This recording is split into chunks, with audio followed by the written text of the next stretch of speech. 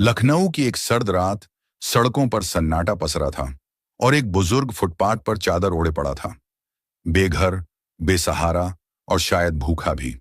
पर किसी को नहीं पता था कि यह बुजुर्ग सिर्फ एक आम आदमी नहीं, बल्कि एक ऐसा नाम था जिसे सुनते ही दशकों तक अपराधी कांप जाते थे।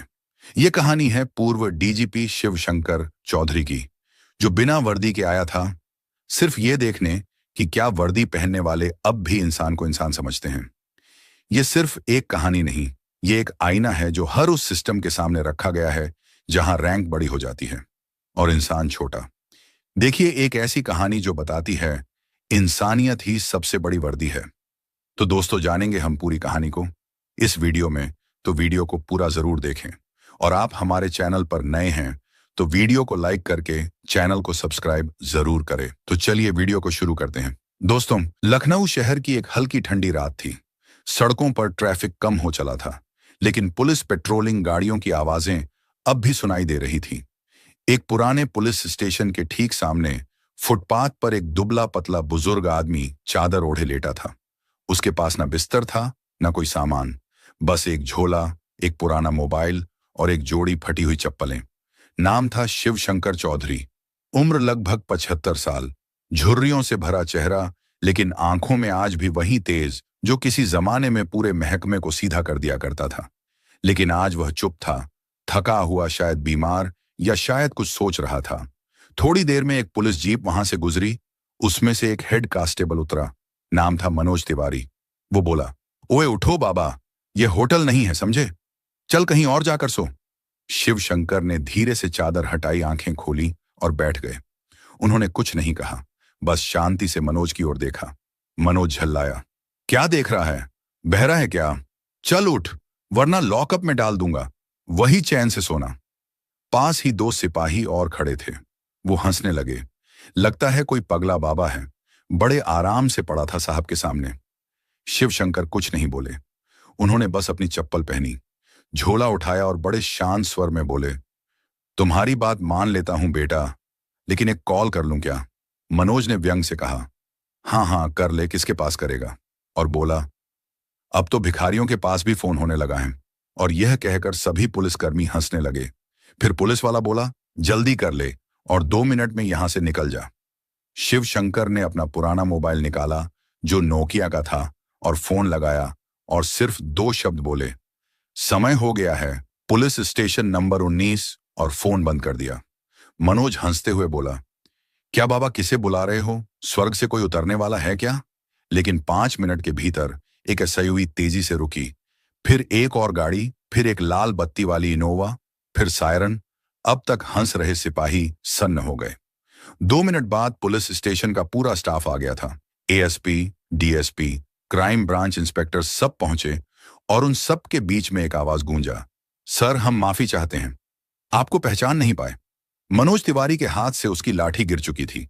वो कांपते हुए शिवशंकर चौधरी के पैरों में गिर पड़ा। सर, मुझे माफ कर दीजिए, मुझे नहीं पता था आप। पूरा पुलिस स्टेशन अब सन्न था। जिस बुजुर्ग को सबने एक फालतू बेसहारा फुटपाथ पर सोने वाला आदमी समझा, वह अब सर बन चुका था। शिवशंकर चौधरी, पूर्व डीजीपी बिहार पुलिस, वह नाम जिसे सुनकर दशकों तक अपराधी भी थर-थर कांपते थे। अब वही आदमी थाने के बाहर बैठा था, चप्पलों में झोले के साथ, और जिन पुलिस वालों ने कुछ मिनट पहले तक उसे अपमानित किया, वह अब घुटनों के बल उसके सामने थे। डीएसपी राजीव कुमार सबसे पहले आगे आए। सर, हमने आपको पहचाना नहीं। इतनी साधारण वेशभूषा में यह हमारी चूक थी, हमारी सोच की गलती थी। शिवशंकर ने उसकी आंखों में देखा, फिर धीरे से बोले, यही तो मैं देखना चाहता था। एसपी आरती सिंह ने झुककर कहा, सर, क्या हम जान सकते हैं आपने यह सब क्यों किया? शिवशंकर मुस्कुराए। उनकी मुस्कान में गुस्सा नहीं था, सिर्फ एक सवाल था, क्या हमने इंसान को इंसान समझना बंद कर दिया है? फ्लैशबैक शुरू होता है। अब वापस वर्तमान में। शिवशंकर बोले, मैं कोई तमाशा देखने नहीं आया था। मैं सिर्फ यह देखना चाहता था, क्या वर्दी पहनने वाला हर पुलिस वाला अब भी वही मूल मूल्य लेकर चल रहा है? क्या अब सिर्फ पद देखकर सलाम किया जाता है? उनकी आवाज धीमी थी, लेकिन उसमें पत्थर काटने की ताकत थी। तुम सबने मेरा अपमान नहीं किया। तुमने एक गरीब को, एक इंसान को, एक नागरिक को अपमानित किया।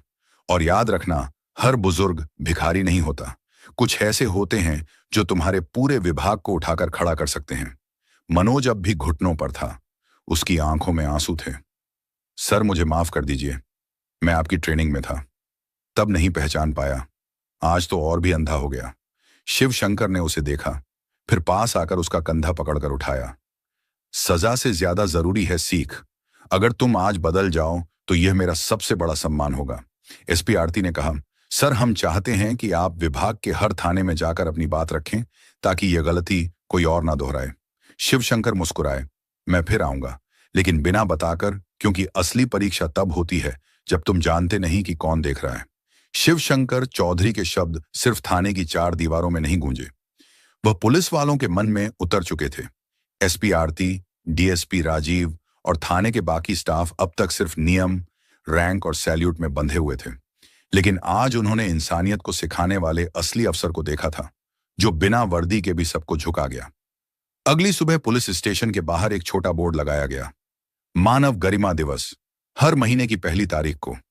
इस दिन हर पुलिसकर्मी को बिना नाम, पद और रैंक देखे आने वाले हर व्यक्ति से सम्मान और संवेदना से पेश आना अनिवार्य था। और इस बदलाव की प्रेरणा बनी एक तस्वीर जिसमें शिवशंकर चौधरी फुटपाथ पर चादर ओढ़े सोए थे और नीचे लिखा था, असली ताकत कभी शोर नहीं मचाती। एक हफ्ते बाद पटना के पुलिस ट्रेनिंग अकादमी में एक विशेष सेशन हुआ। सैकड़ों नए ट्रेनी पुलिसकर्मी बैठे थे और मंच पर खड़े थे वही बुजुर्ग जो अब भी अपने पुराने पायजामे कुर्ते में थे। शिवशंकर ने मंच से कहा, वर्दी इज्जत दिला सकती है, लेकिन इज्जत को बनाए रखने के लिए इंसानियत चाहिए। अगर तुम्हारा सलाम सिर्फ ऊंची पोस्ट देखकर होता है तो याद रखो, तुम सिर्फ वर्दी पहनने वाले बनोगे, अफसर कभी नहीं। पूरे हॉल में सन्नाटा था। हर आंख सोच में डूबी थी।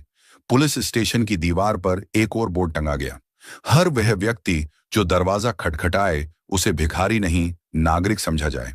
डीएसपी राजीव, जिसने पहले ही इस बदलाव को अपनाया, अब हर नई रपट से पहले एक सवाल पूछता था, क्या हमने उसकी आवाज को सुना? एक ठंडी सुबह फिर वैसा ही दृश्य सामने आया। एक बुजुर्ग अस्पताल के बाहर फटे कपड़ों में बैठा था। भीड़ हंस रही थी। कुछ लोग मोबाइल निकालकर वीडियो बना रहे थे।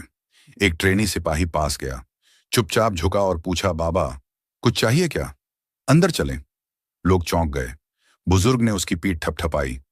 अब उम्मीद जिंदा है बेटा, उम्मीद जिंदा है। कभी किसी की हालत देखकर उसे छोटा मत समझो, क्योंकि कभी कभी सबसे बड़ा आदमी सबसे सादगी भरे कपड़ों में आता है। तो दोस्तों, कैसी लगी कहानी? क्योंकि हम अक्सर पद, वर्दी और ओहदों के पीछे झांकना भूल जाते हैं, पर असली इज्जत तो वहां है जहां इंसान इंसान को इंसान समझे। शिवशंकर चौधरी की यह कहानी सिर्फ एक सीख नहीं, एक क्रांति की शुरुआत है, जो हर थाने, हर चौकी और हर दिल तक पहुंचनी चाहिए। क्योंकि वर्दी का मतलब सिर्फ डर नहीं होता, उसमें भरोसा, संवेदना और सम्मान भी होना चाहिए। अगर आपको यह कहानी दिल को छू गई हो तो इसे उन तक जरूर पहुंचाएं जो वर्दी में हैं या बनने वाले हैं।